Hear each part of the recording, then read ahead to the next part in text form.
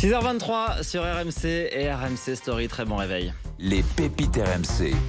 Les pépites RMC, ce sont nos petites histoires du matin avec Pierrick Bonneau et Quentin Dubois. Quentin, on commence en Angleterre avec ce père de famille, un peu tête en l'air, qui a trouvé la solution pour ne plus oublier sa carte de fidélité.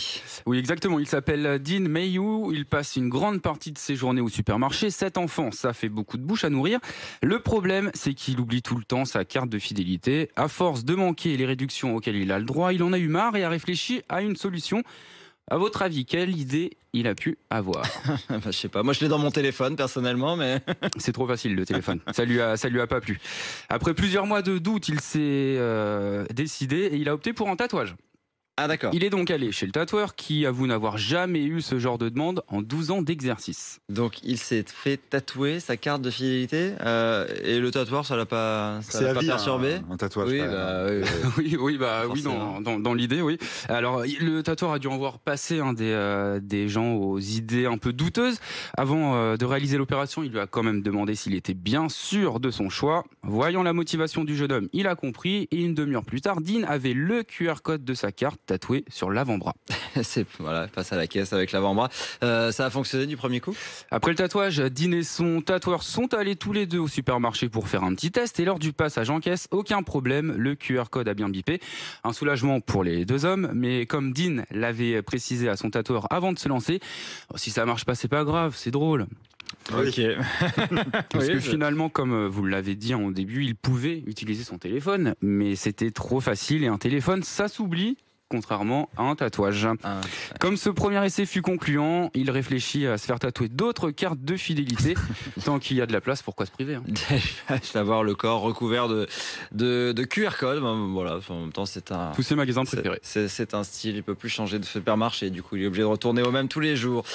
Pierrick, autre histoire, vous nous emmenez en Italie, en Calabre, où un prêtre s'est fait sérieusement remonter les bretelles. Alors vous ne trouverez jamais pourquoi, je ne vais même pas tenter de vous faire deviner. Ce prêtre a eu l'idée très originale dimanche dernier de célébrer la messe en mer, dans l'eau donc, en maillot de bain, un matelas gonflable en guise d'autel. Oui, ça fait beaucoup pour une seule messe. L'événement a été immortalisé par des caméras et diffusé sur plusieurs médias italiens. Sur les images, on peut voir ce prêtre torse nu devant son hôtel improvisé face à ses ouailles en maillot de bain, en mode cours d'aquagym.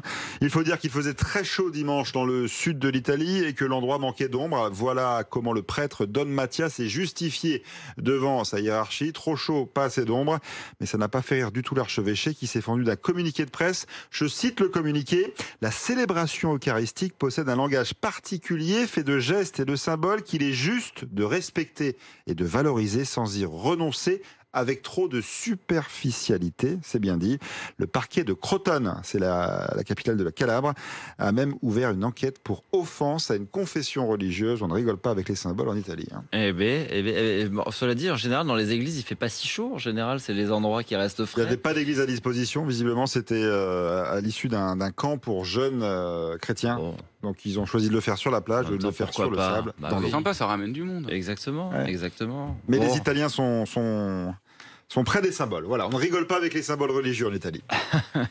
Allez, dernière petite histoire, Quentin. On revient avec vous sur le retour sur scène d'une chanteuse, Joni Mitchell, qui a réapparu dans un festival américain après 20 ans d'absence. Oui, Joni Mitchell, légende folk canadienne de 78 ans, a fait un beau cadeau aux festivaliers du Newport Folk Festival le week-end dernier en donnant un concert surprise, le premier concert complet qu'elle fait depuis 2002.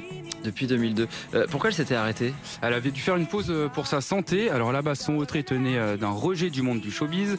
Et puis en 2015, suite à une rupture d'anévrisme qui lui avait fait perdre l'usage de la parole et laissé en partie paralysée, elle a fait une pause. Après une longue convalescence, elle est de retour. Même si elle a joué la plupart du temps assise et que sa voix est devenue bien plus grave qu'auparavant, elle n'a rien perdu de ses dons musicaux. En duo avec Brandi Carlile, star de la country, elle a joué une douzaine de morceaux, dont plusieurs de ses classiques comme Case of You ou Big Yellow Taxi.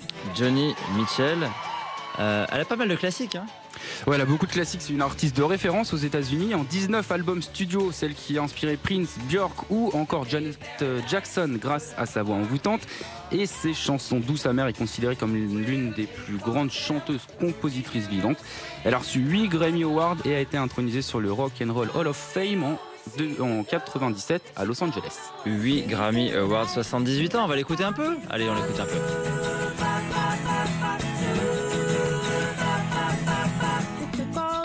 C'est sympa, c'est très 60s, c'est cool.